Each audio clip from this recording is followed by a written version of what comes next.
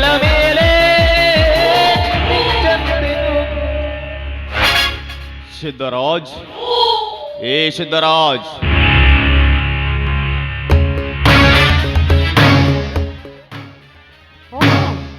ಸಾಹುಕಾರರು, ಬನ್ನಿ ಸಾಹುಕಾರೆ, ಕುಳಿತುಕೊಳ್ಳಿ. ಅವರು ಈಗ ತಾನೇ ಧಾರವಾಡಕ್ಕೆ ಹೋದರು. ಮನೆಯಲ್ಲಿ ನಾನೊಬ್ಬಳೇ ಇದ್ದೀನಿ. ಅಂದ ಹಾಗೆ ತಾವು ನಮ್ಮ ಮನೆಗೆ ಬರಲು ಕಾರಣ ಕೇಳಬಹುದಾ?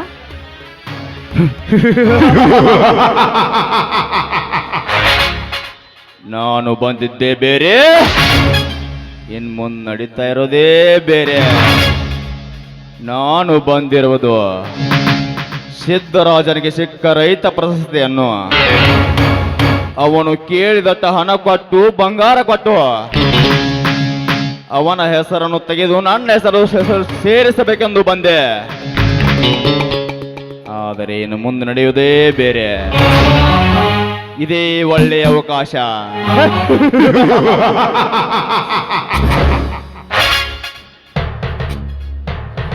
ಹಾಗಂಗ ಕೆಲಸ ಇದ್ದಾಗಲೇ ಬಂದಿರುವುದು. ಹೂವು ಇಷ್ಟೊಂದು ಸ್ವಚ್ಛಂದವಾಗಿ ಹರಡುತ್ತಿರುವಾಗ ದುಂಬಿ ಹುಡುಕಿಕೊಂಡು ಬಂದಿದ್ದೆ ಅಷ್ಟೇ.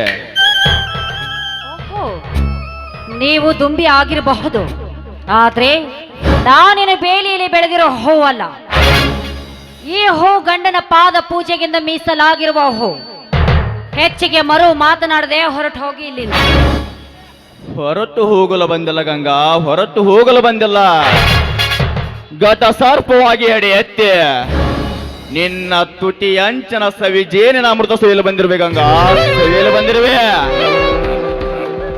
ನನ್ನ ತುಟಿ ಅಂಚಿನ ಅಮೃತ ಸವಿಯಲು ನೀನು ಘಟ ಸರ್ಪವಾಗಿ ಬಂದ್ರೆ ನಾನು ಮುಂಗುಸಿಯಾಗಿ ನಿನ್ನ ಹೆಣೆಯನ್ನು ತುಂಡು ತುಂಡಾಗಿ ಕತ್ತರಿಸಿ ಹಾಕುವೆ. ಎಚ್ಚರ ಎಚ್ಚರ. ಅದು ಈ ಪ್ರದೀಪ ಸಾವುಕಾರನಿಗೆ ಎಚ್ಚರ. ನಿನ್ನ ಈ ಬೀರು ನುಡಿಗಳನ್ನು ಕೇಳಲು ಹೋಗಲು ನಾನೇನು ಷಂಡನಲ್ಲ.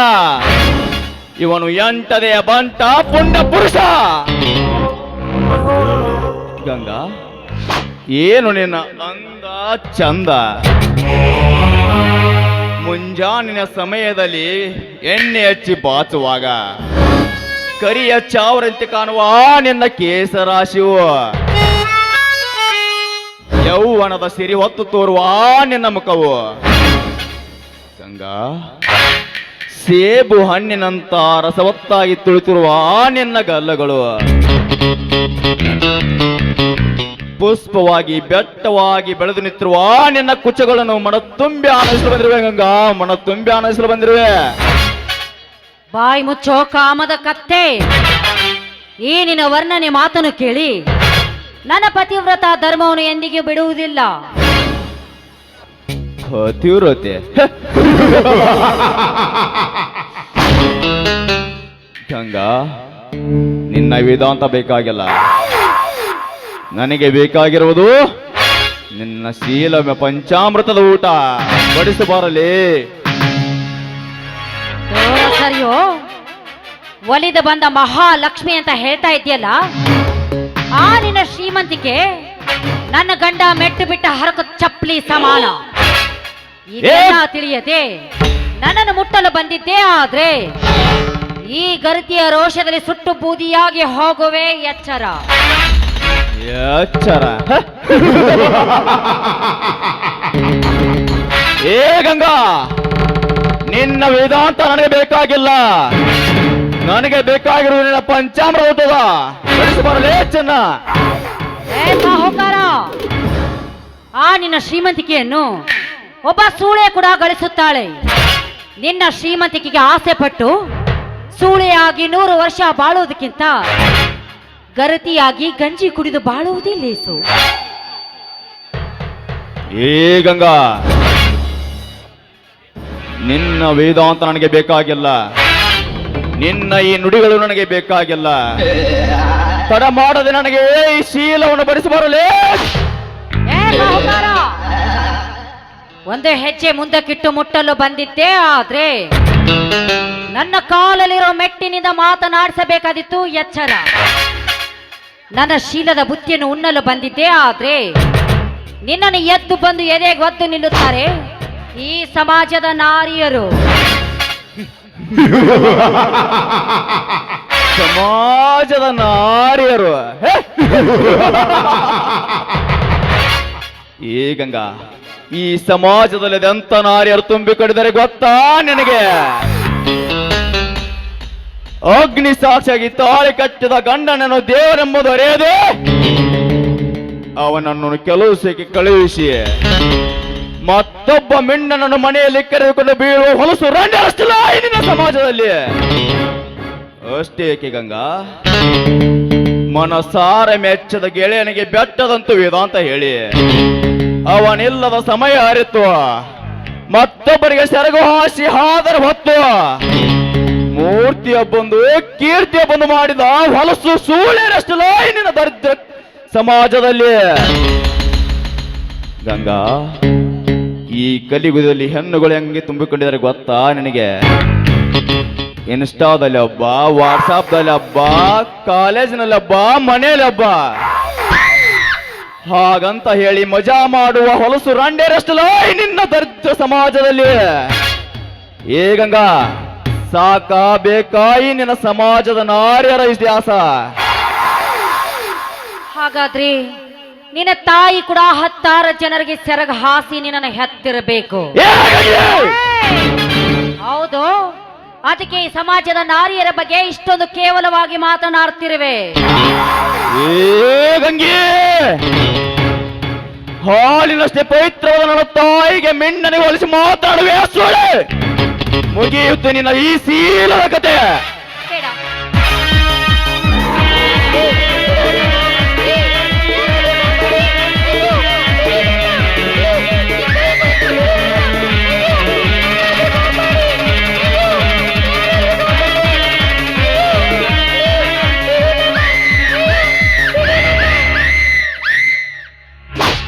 ಏ ಕಾಮ ತುಂಬಿದ ಮಾನವ ಜಾತಿಯ ಕತ್ತೆ, ಮರ್ಯಾದೆಯಿಂದ ಬಿಡ ನನ್ನ ಹತ್ತಿಗೆ ಕೈಯನ್ನ.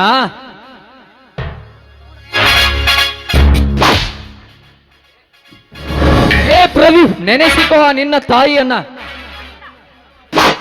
ಬೇಡಪ್ಪ, ಅವನ ಮೇಲೆ ಕೈ ಮಾಡಿದ್ರಿ ನಿನಗೆ ನನ್ನ ಮೇಲೆ ಆನೆ ಆಗಿದೆ. ಹತ್ತಿಗೆ ಆಣಿ ಹಾಕಿ ಕಟ್ಟಿ ಹಾಕಬೇಡಮ್ಮ. ದುರ್ಗವ್ವನ ಹರಕೆ ಕೋಣಿನಂತೆ ಕತ್ತರಿಸಿ ಹಾಕಿ ಬಿಡುವಿ. ಅಪ್ಪನಿ ಕೊಡವ್ವ. ಏ ಸಾವುಕಾರ, ನನ್ನ ಹತ್ತಿಗೆ ಬೇಕಾ ಸೂಳೆ ಮಗನೇ?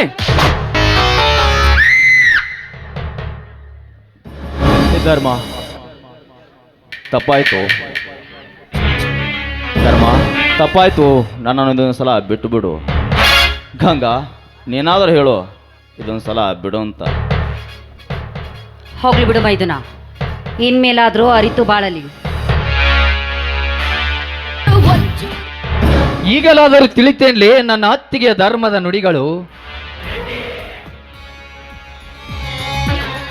ಹೌದು ಧರ್ಮ, ಇನ್ನು ಮುಂದೆ ಈ ಸಮಾಜದಲ್ಲಿ ನಾನು ಅರಿತು ಬಾಳುತ್ತೇನೆ. ನಾನಿನ್ನು ಬರ್ತೇನೆ. ಬಾಯ್.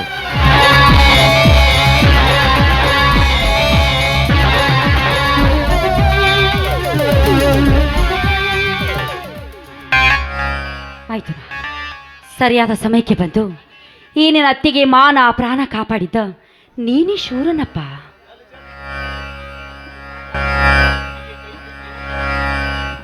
ಅತ್ತಿಗೆಯ ಕೈತುತ್ತಿನಲ್ಲಿ ಅಮ್ಮನ ಅಕ್ಕರೆ ಆಶೀರ್ವಾದ ಬಲ ಇರುವಾಗ ಇಂಥ 10 ನರಪಿಲ್ಲಿಗಳು ಬಂದರೂ ಏನು ಮಾಡಲಾಗುವುದಿಲ್ಲವಮ್ಮ. ಹೌದಪ್ಪ, ದಿನನಿತ್ಯ ನ್ಯಾಯ, ನೀತಿ, ಸತ್ಯ, ಧರ್ಮ ಅದರಂತೆ ಆ ಪರಿಪಾಠವೇ ನಡೆಯುವ ಮನೆಯಲ್ಲಿ ಏನೇ ಕಷ್ಟ ಬಂದರೂ ಕೂಡ ಅದನ್ನು ದೂರ ಮಾಡುವುದಕ್ಕೆ ಆ ಭಗವಂತ ಬಂದೇ ಬರ್ತಾನೆ.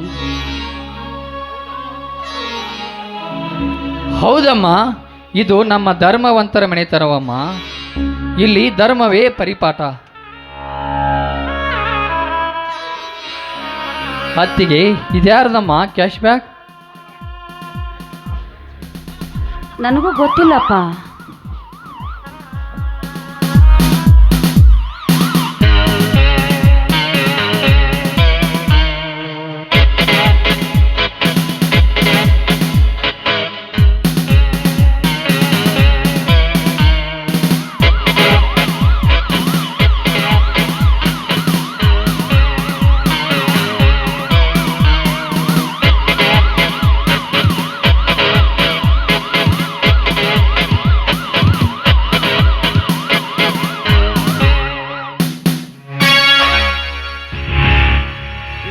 ಸತ್ಯಂ.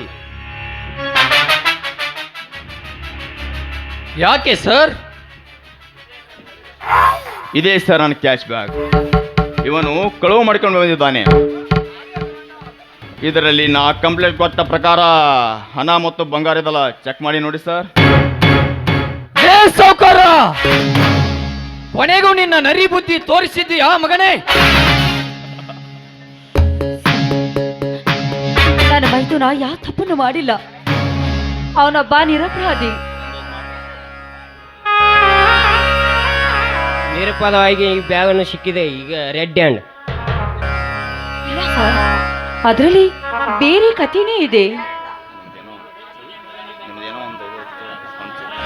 ಹಂಚು ಇದರಲ್ಲಿ ಕೈಯಲ್ಲಿ ಕೈವಾಡದೆ. ಹೇ ಇನ್ಸ್ಪೆಕ್ಟರ್ ಸಾಹೇಬರೇ, ಮಾತಿನಲ್ಲಿ ಮಿತವಿರಲಿ. ಅಧಿಕಾರವಿದೆ ಎಂದು ಹದ್ದು ಮೀರಲು ಬರುವುದಿಲ್ಲ. ಸರ್, ಮಾತು ಸಾಕು, ಕೆಲಸ ಚಾಲು ಮಾಡಿ. ಬಿಸಿ ಕೈಗೆ ಬೇಡಿ ಹಾಕಿ. ಮೈದುನ, ಮೈದುನ,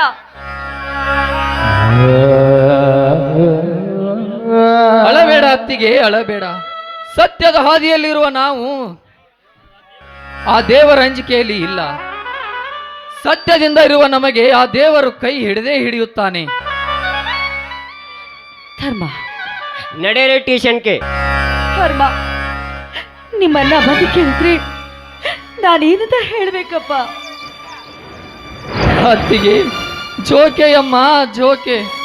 ಮೈದುನ, ಧರ್ಮ, ನ್ಯಾಯ ಎಲ್ಲಿದೆ?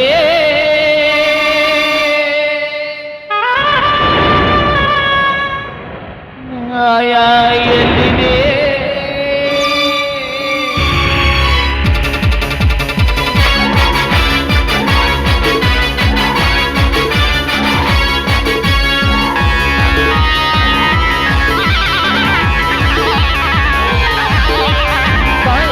ಹಳ್ಳಿಯ ಸರದಾರ ಕಂದ ನೋಡು ವೀರಾದಿರ. ಸಾವಿರ ಹಳ್ಳಿಯ ಸರದಾರ ಕಂದ ನೋಡು ವೀರಾದಿರ.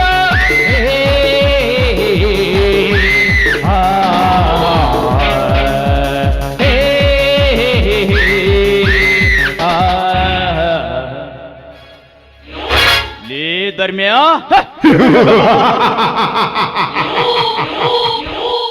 ಇಂದು ನಾನು ಬಯಸಿದ ಅಕ್ಕಿ ಗಂಗಾಳನ್ನು ಸವಿಯಲು ಬಂದಾಗ ನೀನು ಅಡ್ಡಿ ಬಂದು ಕೊಲೆ ಮಾಡಿ ನೋಡಿದೆಲ್ಲ ಮಗಳೇ. ಈಗ ಏನಾಯ್ತು ನಿನ್ನ ಪರಿಸ್ಥಿತಿ?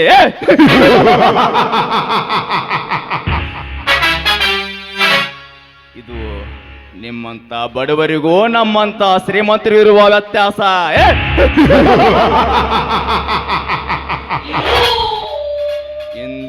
ಇಂದು ನಿನ್ನ ಮೇಲೆ ತುಡುಗಿನ ಅಪರಾಧ ಹಾಕಿ ಜೈಲಿಗೆ ಕಳಿಸಿದೆ. ಧರ್ಮ್ಯ, ಇನ್ನು ಮುಂದೆ ನಿನಗೆ ಜೈಲೇ ಗತಿಯ.